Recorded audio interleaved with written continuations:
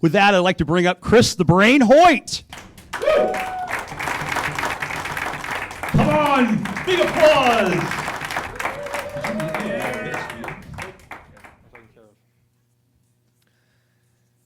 Greetings. So I've heard laughter is contagious. Not so much. Laughter, not viable carrier. All right. So, I am Chris the Brain, a megalomaniacal narcissist bent on world domination. Naturally, as a supervillain, marketing was extremely attractive to me. So we're going to talk today about evil marketing. Now, most of the time you go to a marketing seminar, you hear things like, you need social media, and here's content marketing, and thought leadership, and all these other things. But we tend to think of business as amoral. If it works, it's good. If it doesn't work, don't do it.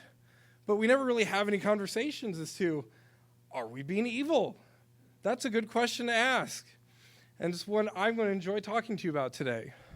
So, as we move forward, I am obligated, with any pretense of this being a business seminar, to give you a preview of what you will learn today. So, the first thing we're asking, is marketing evil?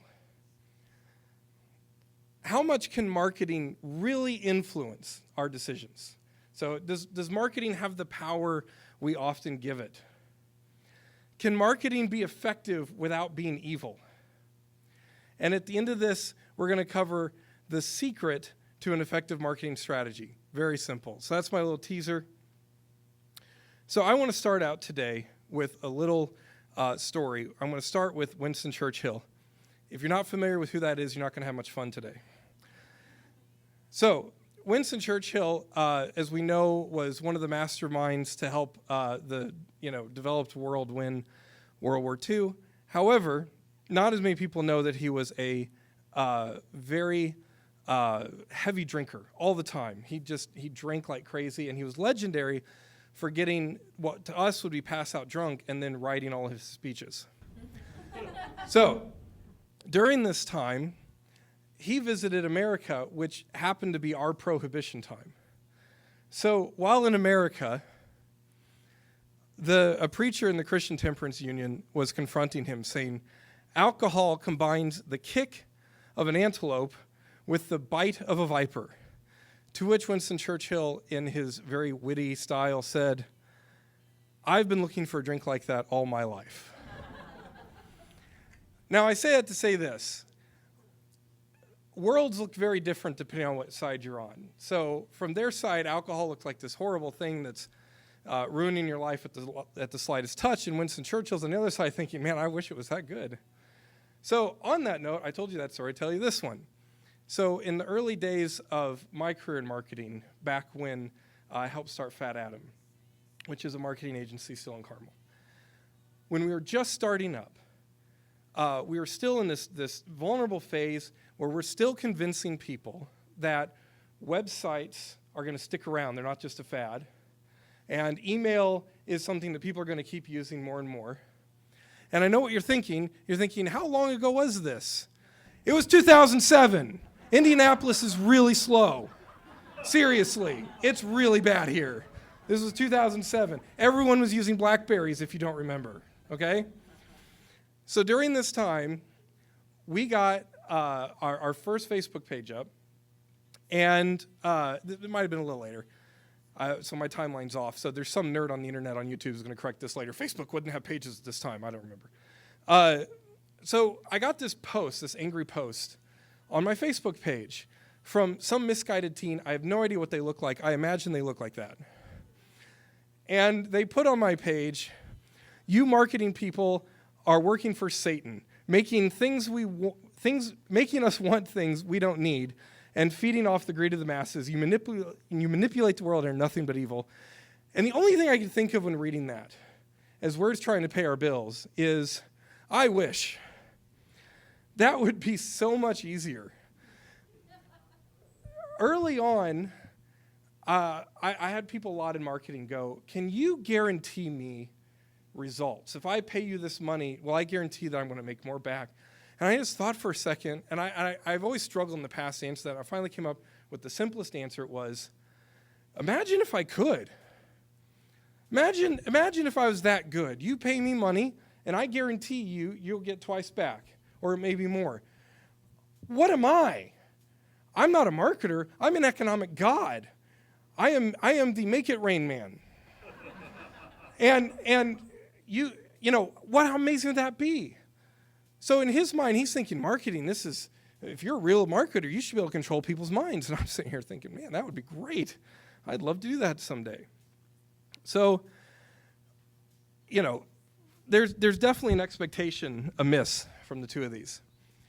So let me start with this. The biggest thing I've learned in marketing, the number one rule, and this is the golden rule of marketing, if you can get this rule, everything else will start to make sense. So the golden rule of marketing is you can't make people want what they don't think they need. You can't do it. It's impossible. And this rule is so important because everyone thinks they can, or that's the point of marketing. I need to make someone want my product. I need to make someone want this. That's terrible. It's impossible. You can't do it. Let that sink in, because we're going to spend the rest of the time talking about how to break that rule. Now, I know what many of you who are smart are thinking. If you're really internalizing this, you're thinking, bullshit. Because people buy stuff they don't need all the time. What the hell's up with that? How can that be true? People buy stuff like this. Nobody needs a taco dog. There is no practical reason for this. What the fuck is that? I don't know what that is. But someone's buying this for someone. They think they need it. God help them, someone's buying this for themselves. This. If you know what this is, we're talking about evil marketing today. This is evil. These are toys for children. These are little plastic cutesy dolls that look like other things you buy. So you buy these things that remind you of other things you want to buy. It even comes with a little shopping cart to get your attic started early. Buying little toys that look like other things you wish you could buy. The only thing I can think of that describes this is an Ouroboros. For those of you who don't know, that is a snake eating its own tail. That's what this has become. It is absurd. So I know what you're thinking. You're thinking, that can't be right. That rule cannot be right if people are buying this stuff. So let me explain how that is right. We're gonna temper this just for a minute. This is our average budget. This is what the average household spends on, every day. And if you look at this pie chart for a minute, so much of it is consumed with stuff that makes sense. Your home, your food, education, your car. When we think of marketing, we're thinking of this very tiny little 13%, which you can almost extrapolate out to the whole economy. This is what we're fighting over most of the time in marketing, this little area where people have a chance to make a decision and change their habits. Now, yes, there's little bits of, we can go to different places to eat, but no one's having to convince us to eat, right? We can, unless you shop at Whole Foods. We have transportation. We may buy one car or the other, but it's not very often. There's not a whole lot of room for change. So we're fighting over a very, very small part. So first of all, I want to make sure the crazy's there. And I want to bring this in one other shot. You guys have probably all seen this at some point in your life. This is Maslow's hierarchy of need. Maslow was an American psychologist who made our psychology classes boring, and apparently an early supporter of gay rights. So as you can see, our needs start out, very practically physiological needs. Nobody's going to sell me a Shopkin when I can't breathe. Just low on my priority list. Safety, love and belonging, esteem. And what he didn't do was he should have paired this with now what I'm introducing, my other chart. This is the cray-cray chart here. And that is that as you go higher up on this need chart, things get crazier. We are very rational at the bottom of the chart. I need food, I need shelter.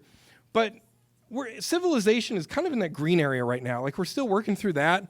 Everything up, we have no idea. We don't know. We know we need it. It'd be like if we were hungry and we didn't know what food was. That's kind of where we're at as a civilization. I got this thing in my stomach. I'm going to put rocks in it. That doesn't feel good. I'll try dirt. No, that doesn't work. What do I need to put in here to make this pain go away? That's kind of what civilization's like near that top chart, and that's why it's crazy. So when we look at the world and some of its craziness, I want you to remember this because we're stuck in this area here. So you can't make people want what they don't think they need. And so, interpreting all of this together, keep in mind that, again, food, yeah, we know we need that. But somehow I'm thinking, I'm feeling lost and alone in my life. I feel like I need something special. And I really think that getting a small dog and dressing up like a taco is going to fulfill my life, right? So I still think I need it. Somehow I got there. So if you've all seen The Wolf of Wall Street, there's this scene at the end which has become kind of legendary online. Sales geeks are drooling over this. It's, sell me this pen. I need, does anyone here have crippling social anxiety? Sort of social anxiety? Anyone? Oh, darn, well, I was going to pick one. Harry, would you help me here? You can sit there actually, but you're just going to be a case example here. So the idea is, I need to sell you this pen, and I need to come up with something really smart. As a marketer, as a salesperson, I'm supposed to be so clever that I can just show him this pen, and I can make him want this pen. How am I going to do that? And people have written the most elaborate things I have ever seen. If you Google, sell me this pen, someone has this like 2-page long way to sell this pen. If it takes you 2 pages to sell a pen, you're wrong. So I want you to know, and I'm just looking at Harry, because I'm going to sell Harry this pen at the end of this, okay? I'm going to try to sell it to you a couple times. So just give a heads up on that. I'm going to try to sell you this pen. As we go through this, at the end of this presentation, you will know how to sell this pen, I promise. So we're going to move forward for a minute. Harry, do you want a pen right now? That's the thing I need to establish. You're not really. You don't need a pen for any reason. You got a pen? Good. So we've established, Harry, do you feel like I can make you want this pen? Oh, I appreciate the faith. But right now you don't want this pen. I can't make him want what he doesn't think he needs. So don't make this too easy on me, Harry. You can't make people want. I want to see everyone say this with me just one more time. You can't make people want what they don't think they need.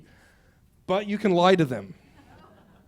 So this is a very basic part of marketing, and this is where marketing started, let's be honest here. Before we figured this out, advertising was very simple. You put up a sign, you said you sold pens, you told them what kind of pen it was, end of deal, no more questions. So you can lie to people, and by lying, I want to define this. Telling someone a product they don't need is similar to a product they already want. That's specifically the lie we're talking about. And this is where we get snake oil salesman, the classic example, right?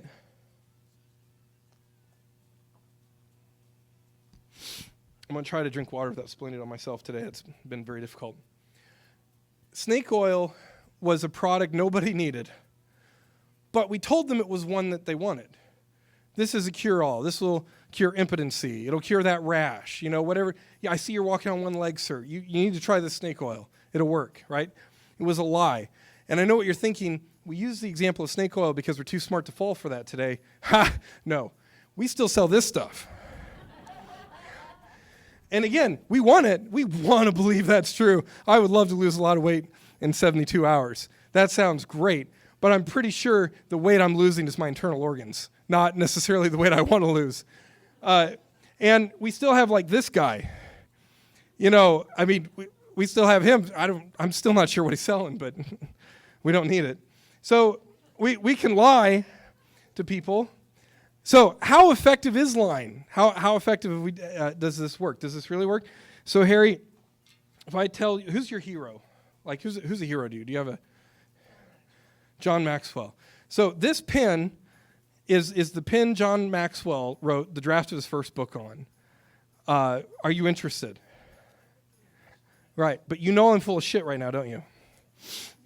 Yeah, so I can lie to him and he will buy this pen. As soon as he finds out I'm lying, though, I can't sell him another one. See, that's the problem. So lying is effective only in the short term. You have to keep finding news. That suckers is supposed to be crossed out. This day is wonderful. Anyway, so finding new customers, and once you're caught, you're done.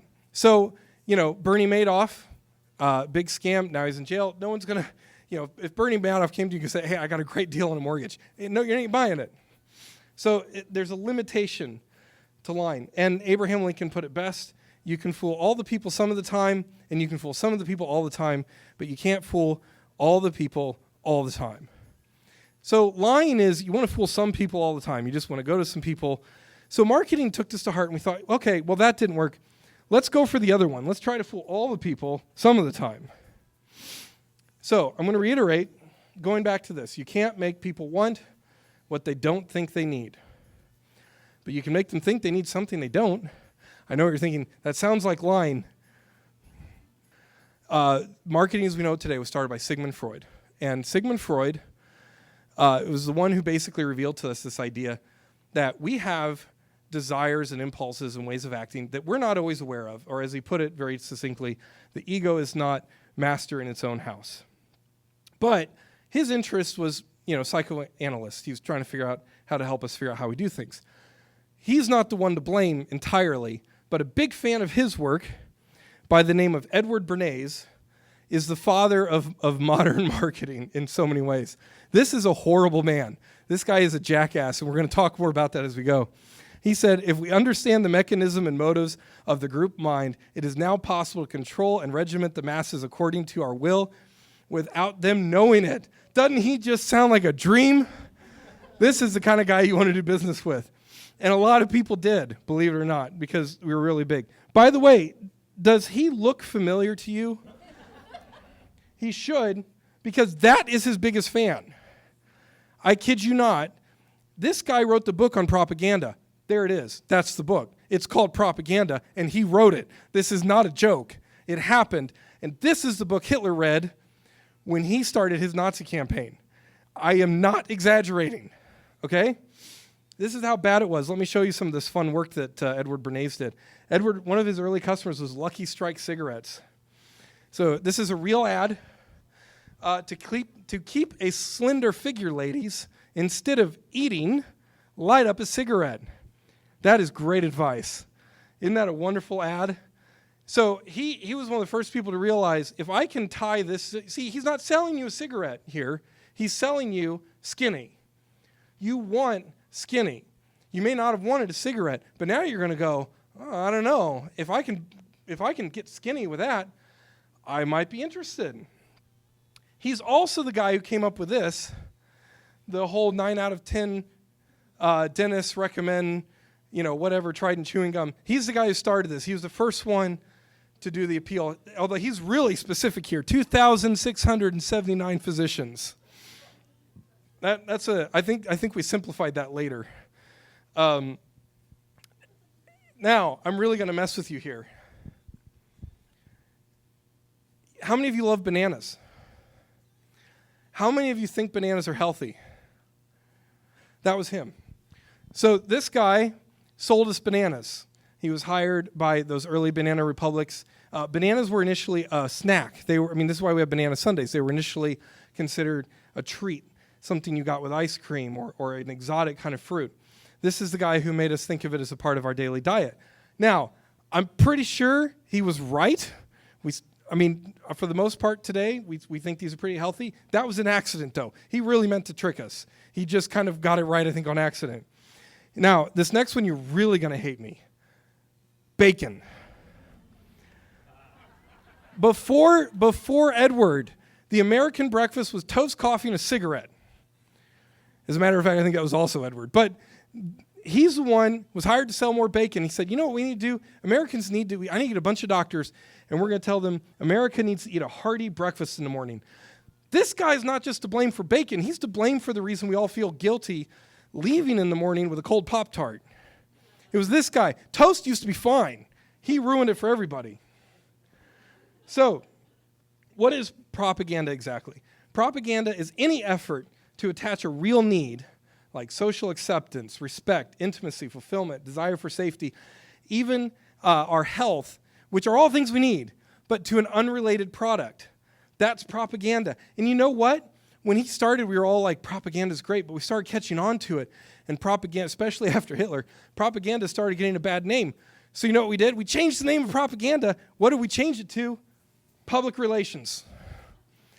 Public relations is the public relations word for propaganda. That's where it started from. But now we have a new art that has come up because now people are even getting used to this. So now we have a new craft. You can go and you can get a degree for this. We call it visual communication, and that's where we're at now in marketing. We're in the era of visual communication. And in some ways it's good, but for the most part, again, you give humans a tool.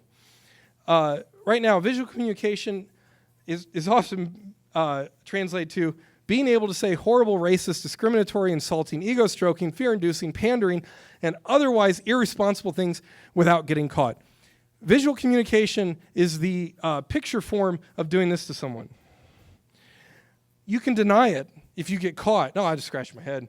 But you did it, and you got away with it. It's kind of the same thing. And so I want to look at some ad campaigns here to kind of make my point, and hopefully you all relate to these here. So Victoria's Secret, they're getting to the point where they're starting to get in trouble. But if you look consistently at Victoria's Secret ads, they tell you the same thing in almost every ad. The only healthy body image is that of a 15-year-old. Then they get to say that as much as they want and not get caught. McDonald's, the McRib's out again. Now they can't say it, but they put it in their ads. We think black people really like barbecue. And you watch a McRib ad, there's a lot more black people in a McRib ad than a Big Mac ad. Believe me. Axe body spray. The smell of our product is so strong it will distract others from your gross body. Now you can't say that, but you can imply it. See, the whole point of having the picture here without the words is the point is the person can watch this. And here's the worst part about visual communication. We feel clever figuring it out. We're like, oh, that's a neat image. Oh, I'm making a connection here. I just, it makes us feel smart to like solve this visual riddle. We don't. So, all right. Now, Taco Bell, one of my favorite brands. This is one of their best commercials. The old people out late at night enjoying themselves. But they're the inventors of Fourth Meal and all these campaigns. And pretty much every one of their campaigns said the same thing: "Dear potheads, we're here for you." It is a universal brand that if you like that Taco Bell, if you're a pothead, you got the cravings, you need cheap munchies, they got you covered. Now this one from Burger King. And don't get ahead of me. This ad clearly says, if you like dick, you'll like Burger King? And I just want to make it very clear. This is a bad ad, no matter what. Because I can think of anything the consumers want to associate with food less than the taste of dick. That's got to be the worst comparison ever. And my favorite part about this ad, if you can see it in the top right, is the little sign that says, "It just tastes better," by the Burger King. This is a terrible ad. So, now, getting through all that, how's your hope in humanity doing right now? Are we still feeling positive about the world we're in? It's really easy. Marketing if we say, is marketing evil at this point? The answer is clearly yes. So let's start taking it back a bit. There's another psychologist around the time of Sigmund Freud. In fact, they were best frenemies. Carl Jung. And by the way, it's Jung, not Jung. And if you say Jung in civilized conversation, it's about the same as saying tomato, unironically. So just keep that in mind. But he said, until you make the unconscious conscious, it will direct your life and you will call it fate. To put that in other terms, the only desires a marketer can manipulate are the ones you don't admit to yourself you have. We all have desires, but we don't like to think that we're controlled by them or motivated by them. It makes us uncomfortable, so we don't think about it. So going back to this list, that's part of the reason why, as we go up the scale here, we go from being very rational beings to being extremely crazy beings. And on that note, I want to talk about one of the most crazy parts about marketing, stereotypes. Stereotypes are very real things that don't actually exist. And for this example, I'm a marketer, and I'm going to launch an ad campaign to the Stepford Wives? How many people here have seen the Stepford Wives? All right, everyone raising your hand, please explain this to the people next to you. So if I'm doing statistics on the Stepford Wives and I get my marketing data back, I'm finding 75% of them are conservative, 60% of purchasing decisions are made by women, 55% of the households have children, and 51% of the women are robots. So this is what my marketing data explains to me about my Stepford demographic, which brings to mind a picture of a conservative purchasing power decision-making mother who is a robot. That's my market. However, the statistics pan out, only 6% end up being that ideal. So when we look at a market and when we look at each other, our brains are pattern-finding machines. We look at those averages in our daily lives just as a marketer looks at them, and we create an image of a social ideal. We think normal is that, all those things combined, when in fact, very few people even get close. And in real life, it's much lower to matching that ideal. And if there's any statisticians around here, you know I went the easy way around on that 6%, and it's actually lower than that. So this is the problem. We see ourselves in stereotypes because we average what we see around us. And we all have this ideal person who doesn't exist. So we all end up marketing to Glenn Close. I'm to the point now where like 2 people in the audience know what I'm talking about. So we all market to this one ideal person. It turns out she's not even a robot. There, I ruined the movie for you. It's your fault. The movie's 10 years old. You should have seen it already. But so stereotypes exist. I market to it because that's the majority. But at the same time, no one is it. So bring this back home. These stereotypes affect our decisions. Marketers don't do that to you, though. We're just reflecting on what you've assumed is the ideal person in your world. So you want status, you want admiration, you want respect, you want happiness, and you want control. These are all these esoteric things that we want, but we can't buy them. What we can buy is surgery to make ourselves look like the people that we have averaged into being at the top of the status. We can't buy admiration, but we can buy clothes. We can buy a really nice suit, make ourselves look good. We can't buy respect, but you can buy cars. Drive around a nice car, you can buy that. You can't buy happiness, but you can buy a boat. Ever try to be sad on a boat? It's kind of hard. I mean, you can do it, just takes some work. But it's really hard. Control. We all want control, but you can buy approval. Now, that's the only esoteric thing I have up here because, yeah, you can buy it. I am pretty sure that is most of what Donald Trump spends his money on. I am, without a doubt, pretty sure no one has told that man no in a few years. So, these are the things we can buy, but they're not what we want, but we think they'll get us what we want. So, now that I've crushed your soul and we've drudged humanity through the waste and everything looks terrible, let's ask this question. Is there any good marketing? Well, yes, of course there is. People use these marketing powers for good. Not often. Here's kind of a half and half. This is an awareness ad for why you should hide your guns and other weapons in the house from children, because whatever they find, they will play with. If you can't make out, those are 2 kids having a lightsaber duel with dildos. So that is a great example. That's a nice visual ad communicating the problem of leaving stuff out for kids to play with. Not a good idea, right? This is a great ad campaign that was done to raise awareness for creative professions because they found that parents were getting really disappointed when their kids weren't becoming doctors and lawyers. So they kind of compared a creative. It's a double entendre here of comparing the creative profession with drugs. So do you want to be do you want to end up an illustrator like your sister? Mm-hmm. I found this in your room. We need to talk. Now, it kind of makes a point to both sides. One, that this is actually a pretty good thing to get into. Parents, you need to calm down.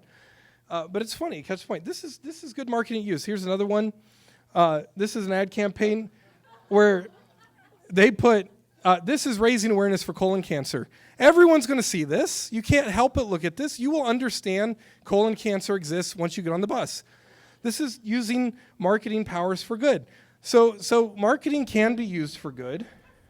The golden rule, you can't make people want what they don't think they need. We're coming back to that again, right?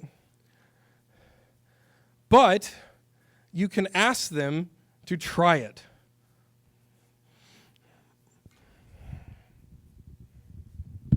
So, Harry, just a quick second. Would you do me a favor and try this pen? Thank you.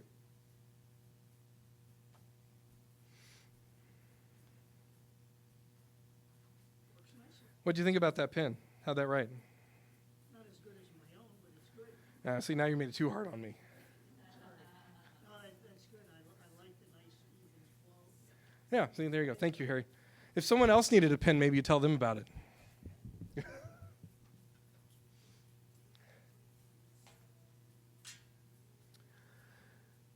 You can pay someone to try a pen. I'm not doing that one, Harry. This, by the way, is pretty much what most of marketing is in many ways. If you think about it, you pay for your advertising, you pay for your ads in the different papers and the commercials, you're paying for online stuff. This is kind of what we're doing with most of marketing. You're paying people in the hopes that they'll try your stuff. At least, good marketing. But it has to be a great pen. This was not a great pen, apparently. I thought this was a pretty darn good pen. So thanks for throwing me off, Harry. I should have realized that you would be the kind of person to have your own personalized pen, though. That's where I went wrong. So there's my marketing mistake for the day. So most of the reason businesses fail is because they haven't put the effort into getting people to try the product. They're trying to sell the product. They're trying to push the product. Why does anyone buy my product? What work are you doing to get people to try the product? The product is too complicated or difficult to try. So the process of getting people to try a product, it's too hard. It's really complicated. Hey, Harry, would you try this pen? Ain't gonna happen. They overestimate the product's value to the customer. I just made that mistake. And the product sucks. When it comes down to it, this is just why biz failed. This is not complicated, people. So, what is the biggest secret to a great marketing strategy? How can we sum all this up? You ready? Anyone need a pen? So, the secret is have a great product, get a lot of people to try it, and don't go broke doing it. That's pretty much it. Now, there's a lot in there. There is. The don't go broke part's probably the hardest because it takes a lot of effort to get people to try stuff. That's really hard. It has to be easy for them to try. There's a lot of investment here. But in the end, if you're trying to make decisions for your business, if you're trying to do stuff, you have to ask the question, what is my focus? What should my primary focus be? And no matter what it is, have a great product, get a lot of people to try it, and don't go broke doing it. This is the basic of marketing that isn't evil, that anyone can do, and it works really well. So I'm Chris the Brain.